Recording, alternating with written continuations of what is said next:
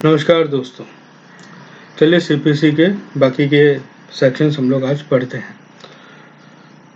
तो आज शुरुआत करते हैं सेक्शन 33 से। तो सेक्शन 33 जो है वो बोलता है जजमेंट एंड डिग्री को लेकर के। तो कोर्ट केस को सुन लेने के बाद अपना जजमेंट दे देगा और इसी जजमेंट के ऊपर डिग्री दी जाएगी। तो केस सुन लेता है, केस जब खत्म हो जाता है उसके बाद कोर्ट अपना जजमेंट देता है और जजमेंट के बेस पर ही डिग्री दी जाती है। ये सेक्शन 33 में है। अब सेक्शन 34 हो गया इंटरेस्ट। ये सब मनी वाले जो केस होते हैं उसके ऊपर होता है इंटरेस्ट। तो क्या है सेक्शन 34 क्या बोलता है कि जहां पर और जितना हो सके अगर मनी पेमेंट से रिलेटेड कोई डिग्री होती है तब जो कोर्ट है ऑर्डर कर सकता है कि मनी के साथ साथ इंटरेस्ट भी दे उस रेट में जो कि कोर्ट को ठीक लगता है उस पीरियड के ऊपर जो कि सूट फाइल करने से पहले का है। जो जिस समय सूट फाइल किया गया उससे पहले का जो पीरियड है उस पीरियड में जो अमाउंट है जिसको कि रिपे करना है उस अमाउंट के ऊपर में इंटरेस्ट दे, ऐसा कोर्ट बोल सकता है और रेट वही होगा जो कोर्ट को ठीक लगे।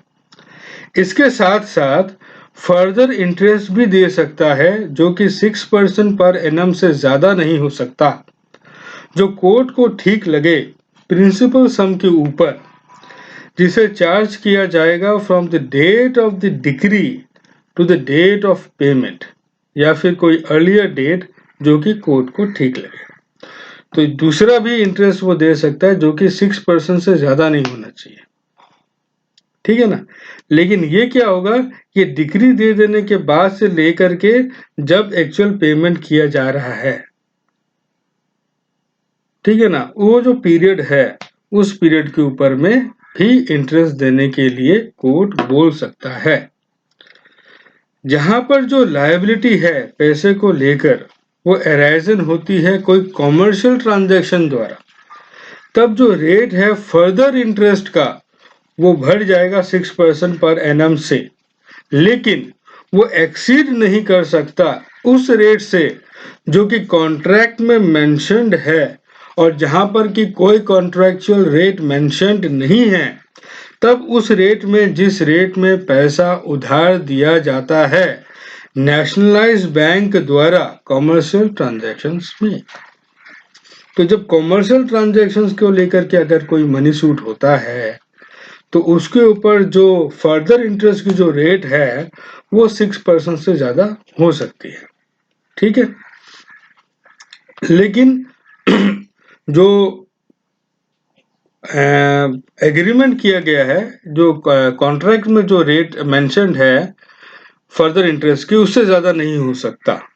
और अगर कॉन्ट्रैक्ट में कोई इंटरेस्ट मेंशन्ड ही नहीं है फर्दर इंटरेस्ट को लेकर के तो नेशनलाइज बैंक कॉमर्शियल ट्रांजैक्शन के ऊपर करने के लिए जो पैसा उधार देती है उसके ऊपर जो इंटरेस्ट चार्ज करती है उस इंटरेस्ट रेट से ज्यादा नहीं हो सकता। आइए यहाँ पर कुछ एक एक्सप्लेनेशन पढ़ लेते हैं। एक्सप्लेनेशन 1, पहला एक्सप्लेनेशन क्या है, इस सब सेक्शन में नेशनलाइज बैंक का मतलब होता है वो बैंक जो कि banking companies acquisition and transfer of undertakings act 1975 of 1970 में मेंशन्ड है। तो banking companies acquisition and transfer of undertakings act 1970 में जो बैंक मेंशन किया गया है उसको नेशनलाइज बैंक बोला जाएगा। और दूसरा जो एक्सप्लेनेशन है वो ये है कि इस सेक्शन के हिसाब से एक ट्रांजैक्शन को हम कॉमर्शियल ट्रांजैक्शन बोलेंगे अगर वो जुड़ा हुआ है इंडस्ट्री, ट्रेड या बिजनेस से उस पार्टी के जो लायबिलिटी इंकर करता है, ठीक है ना।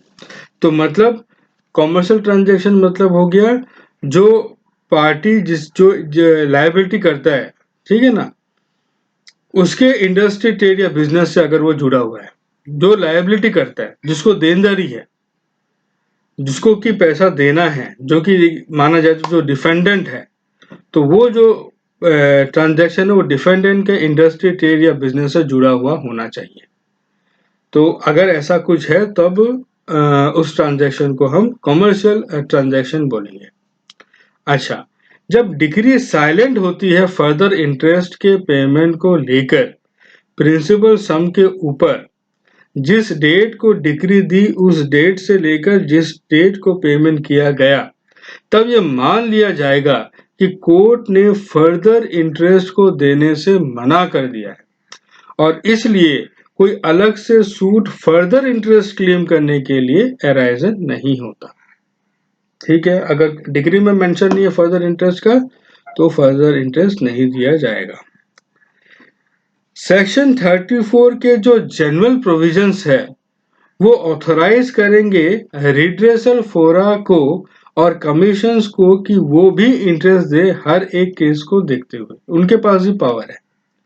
रिड्रेसल फोरा और जो कमीशन है उसके पास भी पावर है इंटरेस्ट देने का। जो क्लेमेंट है उनको इंटरेस्ट दिया गया उस अमाउंट के ऊपर जो कि डिक्री से उनको मिला और उस तारीख से कैलकुलेट हुआ जिस तारीख को डिक्री प्रोनाउंस की गई। ठीक है, जो जिसको मिल रहा है वो डिक्री का जिस तारीख को डिक्री दी उस तारीख से लेकर के दिया गया, कैलकुलेशन की गई। तो ये तो हो गई बात इंटरेस्ट को लेकर के, ज्यादातर ये मनी मैटर्स को लेकर, मनी सूट को लेकर के। अब नेक्स्ट हम लोग पढ़ते हैं कॉस्ट। ये बहुत इंपॉर्टेंट है। खर्चा, जनरली खर्चा से हम लोग यही समझेंगे कि कोर्ट का जो मान लीजिए एक जन दूसरे के ऊपर केस किया, ठीक है ना, और वो केस जीत जाता है तो फिर उसको जो खर्चा लगा ये केस वगैरह करने का, डिफेंडेंट की गलती के कारण उसको मजबूरन करना पड़ा, तो जो खर्चा है वो क्लेम कर सकता है, वो सबको कॉस्ट बोलते हैं। तो आइए डिटेल में ये चीजों को हम लोग समझते हैं। सेक्शन 35 कॉस्ट को लेकर के है। कंडीशंस और लिमिटेशंस को मद्देनजर रखते हुए और कोई कानून के प्रोविजंस को मद्देनजर रखते हुए जो कि लागू है, जो कॉस्ट है और जो जुड़ा हुआ है हर एक सूट से, वो कोर्ट के डिसीजन के ऊपर निर्भर करेगा। वो खर्चा जो है कोर्ट के डिसीजन के ऊपर निर्भर करेगा और कोर्ट के पास वो पूरा पावर होगा ये पता लगाने के लिए कि किसके द्वारा या फिर कौन सी प्रॉपर्टी से और किस हद तक ये जो कॉस्ट है ये पे करना होगा। ये सब कोर्ट डिसाइड करेगा और इस डिसीजन को लेकर के कोर्ट नेसेसरी डायरेक्शंस दे सकता है वो सब पर्पसेस के लिए जो कि ऊपर बताए गए हैं। वो फैक्ट जिसमें कि कोर्ट के पास कोई पावर नहीं है कि वो सूट को ट्राई कर सके, ये रुकावट नहीं बन सकती ऐसी पावर्स को एक्सरसाइज करने से। कॉस्ट वो फिर भी लगा सकता है, मान लीजिए वो केस नहीं कर सकता लेकिन खर्चे के ऊपर वो अपना दे सकता है, डिसीजन दे सकता है। जहां कोर्ट ये डायरेक्ट करती है कि कुछ एक टाइप के केस में कॉस्ट अप्लाई नहीं होगा, तब कोर्ट को इसका कारण लिखित तौर पर बताना होगा। ये बहुत इंपॉर्टेंट है। अगर कोर्ट ये बात बोलती है कि भाई ये सब केसेस के ऊपर में कॉस्ट की कोई बात उठती नहीं है, तो कोर्ट को ये बताना होगा कि क्यों नहीं उठती है, वो भी लिखित तौर पर, ऐसा नहीं ओरली, लिखित तौर पर बताना जरूरी होगा। अब आ जाता है कुछ एक अमेंडमेंट, स्पेशल अमेंडमेंट क्या है। Commercial dispute of a specified value, commercial dispute of a specified value अगर है तो जो हम लोग अभी कुछ एक सेक्शंस पढ़ेंगे उसमें हम लोग ये चीजों को देखेंगे। ठीक है, नीचे बताए सेक्शंस अप्लाई होंगे। 35 है सेक्शन कॉस्ट। कोई भी कॉमर्शियल डिस्प्यूट में जो कोर्ट है उसके पास ये पावर है पता लगाने का कि कोई कॉस्ट देना है एक पार्टी का दूसरे पार्टी को, कॉस्ट का क्वांटम कितना होगा और कब उसे देना है, ये तीनों चीज कोर्ट डिटरमाइन करेगा कि क्या कॉस्ट देना है तो कितना देना है और कब देना है।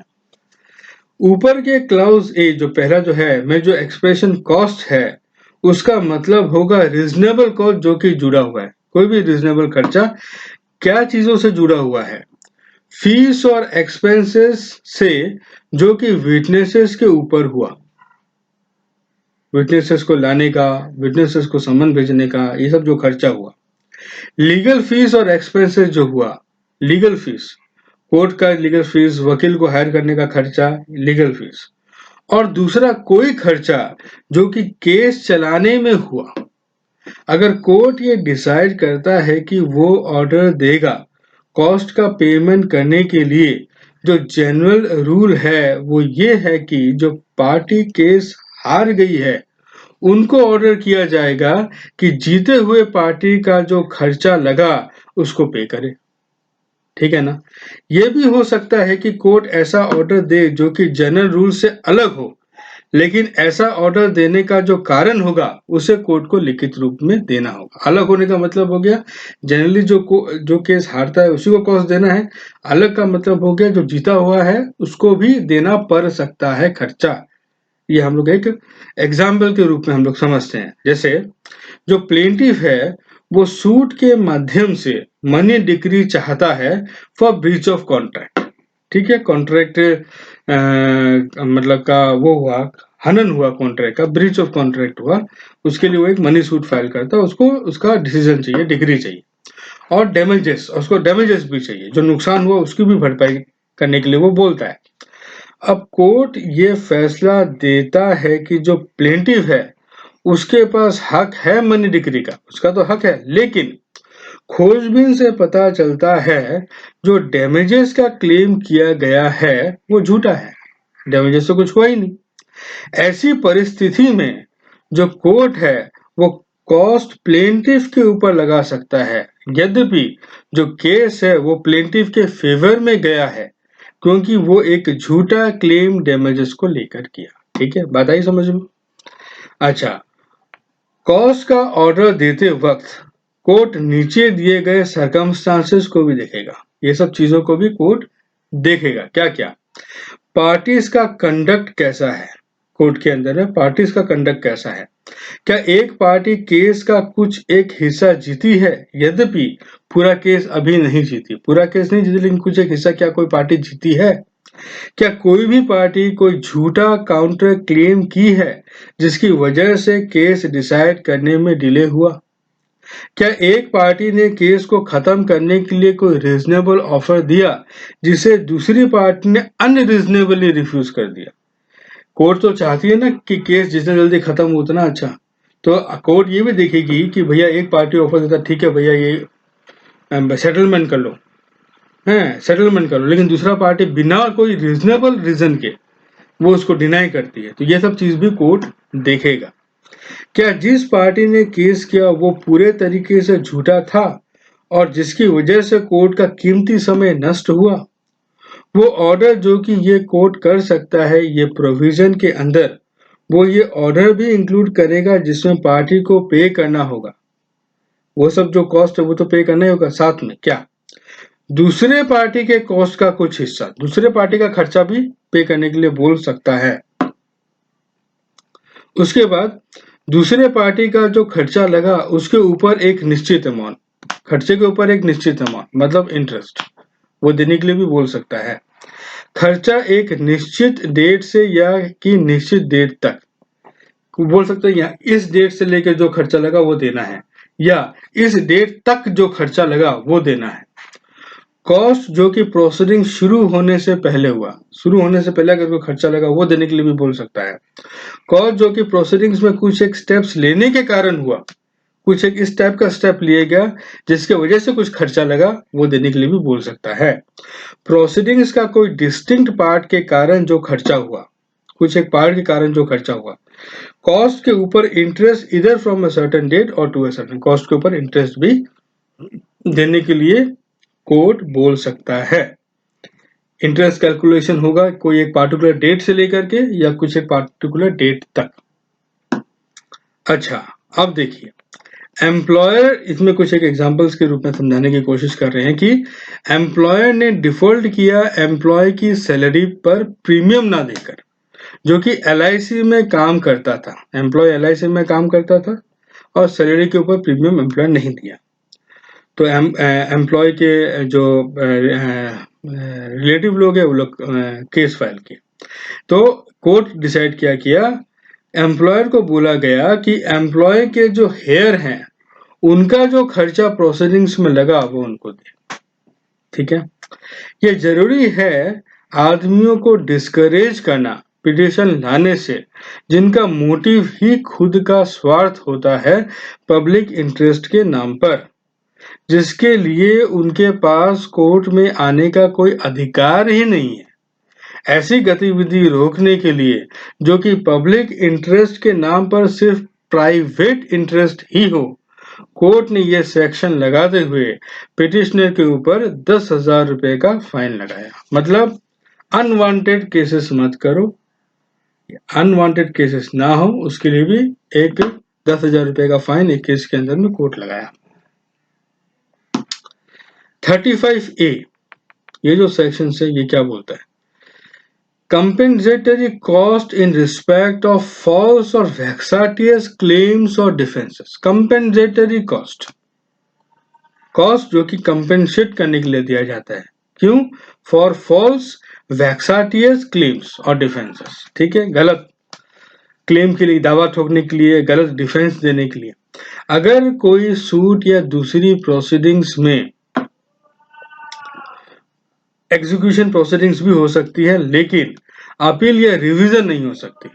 अपील या रिवीजन को छोड़ के प्रोसीडिंग्स में कोई भी पार्टी अगर क्लेम या डिफेंस को ऑब्जेक्ट करती है इस ग्राउंड के ऊपर जो कि क्लेम है, डिफेंस या इसका कोई भी पार्ट ऑब्जेक्टर को छोड़ करके झूठा और कंफ्यूजिंग है, और ये बात वो पार्टी जिसने ये सब बात कही वो अच्छी तरह जानती है, और अगर ऑब्जेक्टर के अगेंस्ट में वो जो दावा किया या वो जो डिफेंस दिया अगर कोर्ट उसको डिसअलाउ अबेंडन कर देता है या ऑब्जेक्टर अपना क्लेम या डिफेंस विड्रॉ कर लेता है या तो पूरे तरीके से या पार्ट तरीके से, कोर्ट अगर उसको ठीक लगे तो रिकॉर्ड करने के बाद कि क्या रीजंस थे क्लेम को होल्ड करने के लिए या डिफेंस को फॉल्स या वेक्साटियस बोलने के लिए, ऑर्डर कर सकता है पेमेंट करने के लिए ऑब्जेक्टर को उस पार्टी को या क्लेम या डिफेंस को कोर्ट की नजर में लाया कंपेंसेशन देकर। मतलब कोई अगर गलत ऑब्जेक्शंस करता है, कोई केस किसी आदमी ने केस किया और उस केस के ऊपर में कोई एक गलत तरीके से ऑब्जेक्शन करता है या कोई पार्टी डिफेंस दिया, वो डिफेंस को लेकर के कोई एक गलत तरीके से ऑब्जेक्शन करता है और बाद में पता चले कि वो जो ऑब्जेक्शन था वो गलत था, तो कोर्ट उस ऑब्जेक्टर को बोल सकती है कि उसके ऑब्जेक्शन से जिसको नुकसान हुआ उसको वो कंपेंसेट करे।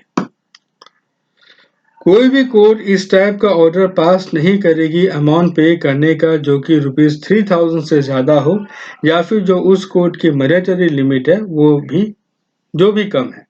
तो इसका मतलब यही है कि 3000 से ज्यादा का कॉस्ट के लिए कोर्ट नहीं बोल सकती, या जो कोर्ट की जो लिमिट है दोनों में से जो कम है वही वो देने के लिए बोल सकती है कोर्ट। ये देखते हुए कि जो मॉनेटरी लिमिट उस कोर्ट की जो कि स्मॉल कॉजेस कोर्ट है under the provincial small cause courts act 1887 9 of 1887 या फिर कोई दूसरे कानून के अंतर्गत है जो कि भारत के कोई पार्ट में लागू है जिसके ऊपर ये एक्ट अप्लाई नहीं होता, या फिर वो कोर्ट नहीं है जो कि इस एक्ट के अंदर स्टैब्लिश्ड हुआ, अगर ₹250 से कम है तब हाई कोर्ट इन कोर्ट को ये पावर दे सकती है कि वो कॉस्ट के रूप में दे वो अमाउंट जो कि ₹350 से ज्यादा नहीं है। ठीक है ना, ये भी देखना जरूरी है कि हाई कोर्ट कम कर सकता है उस अमाउंट को जो कि कोई कोर्ट या क्लास ऑफ कोर्ट के पास हक है लगाने का, कम करने का पावर भी हाई कोर्ट के पास में है। और पहले वाला में कुछ नहीं है, स्मॉल कॉजेस जो कोर्ट होता है उसका पावर 250 है, और मान लीजिए कोई दूसरा कोर्ट है जो कि मान लीजिए स्मॉल कॉजेस कोर्ट के लेवल का ही है, तो हाई कोर्ट के पास ये पावर है कि वो जो कॉस्ट लगाने का जो अमाउंट है वो ₹100 और बढ़ा दे सकता, बढ़ा करके 350 तक कर सकता है। कोई भी आदमी जिसके अगेंस्ट में ऑर्डर पास किया गया हो अंडर दिस सेक्शन, उसको एग्जाम नहीं किया जाएगा कोई भी क्रिमिनल लायबिलिटी से जो कि उसके क्लेम या डिफेंस से हुई। अगर कोई क्रिमिनल लायबिलिटी होती है, कॉस्ट देने का मतलब ये नहीं है कि वो क्रिमिनल लायबिलिटी से हट गया। अगर उसके वजह से कोई उसके केस के वजह से, उसके डिफेंस के वजह से, झूठे केस झूठे डिफेंस की वजह से अगर कोई क्रिमिनल लायबिलिटी अराइज होती है तो वो चलती रहेगी।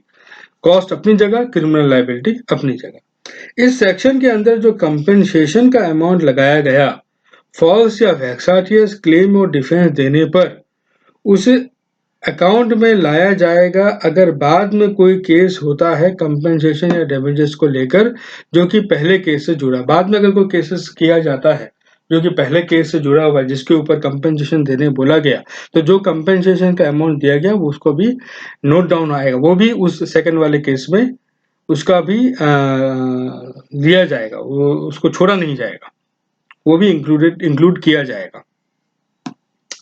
35B cost for causing delay, ये भी बहुत इंपॉर्टेंट है कि वो अगर जानबूझकर लीगल प्रोसीडिंग्स को डिले करता है तो उसको भी खर्चा देना पड़ेगा।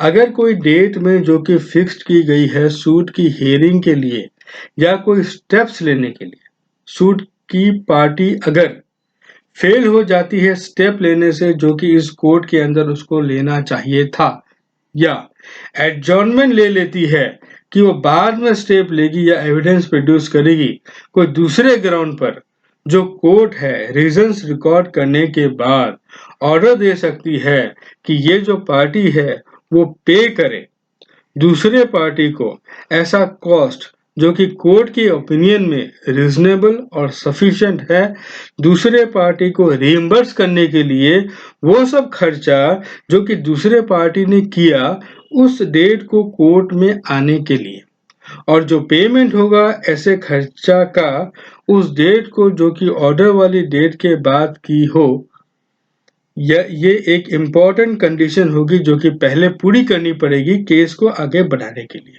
ये बहुत इम्पोर्टेंट चीज है, ठीक है। तो ये तो क्लियर ही है कि वो खर्चा पहले देना होगा केस को आगे बढ़ाना है। तो प्लेंटिफ के सूट को, जहां पर प्लेंटिफ को ऑर्डर किया गया था ऐसा कॉस्ट देने के लिए, प्लेंटिफ को सूट को आगे बढ़ाने के लिए, अगर उसको बढ़ाना है प्लेंटिफ को खर्चा देना पड़ेगा। डिफेंडेंट का डिफेंस आगे बढ़ाने पर, जहां पर डिफेंडेंट को बोला गया था कॉस्ट देने के लिए, अगर वो जब तक कॉस्ट नहीं देगा उसका डिफेंडेंट का डिफेंस को आगे कोर्ट नहीं बढ़ाएगा। जहां पर अलग अलग डिफेंसेस उठाए गए हैं डिफेंडेंट द्वारा या ग्रुप ऑफ डिफेंडेंट्स द्वारा, ऐसे लगाए गए खर्चों का जो पेमेंट है ये कंडीशन प्रेसिडेंट होगी डिफेंडेंट या ग्रुप ऑफ डिफेंडेंट्स के केस को आगे बढ़ाने के लिए जो कि कोर्ट ऑर्डर किया है पे करने के लिए। वो खर्चा पहले पे करना पड़ेगा, सीधा सीधी बात है। जो खर्चा है जिसे कि पे करने के का ऑर्डर दिया गया है अंडर सबसेक्शन 1, वो नहीं इंक्लूडेड होगा अगर पे कर दिया गया है तो उस कॉस्ट से जो कि सूट की डिग्री पास करने के बाद लगाया गया। लेकिन अगर ये कॉस्ट पे नहीं किया जाता है तब एक अलग से ऑर्डर दिया जाएगा जो ऐसे कॉस्ट का अमाउंट बताए और नेम एंड एड्रेस उन पर्सन्स का भी बताए जिनके द्वारा ये खर्चा देना था, और जो ऑर्डर दिया गया वो ऐसे पर्सन्स के अगेंस्ट में एग्जीक्यूट होगा। तो दोस्तों ये आपका सेक्शंस थे आपके, हम लोग सेक्शंस पढ़े 33 से लेकर के 35 तक के, बहुत इंपॉर्टेंट है। तो वीडियो देखने के लिए बहुत बहुत धन्यवाद दोस्तों, थैंक यू वेरी मच।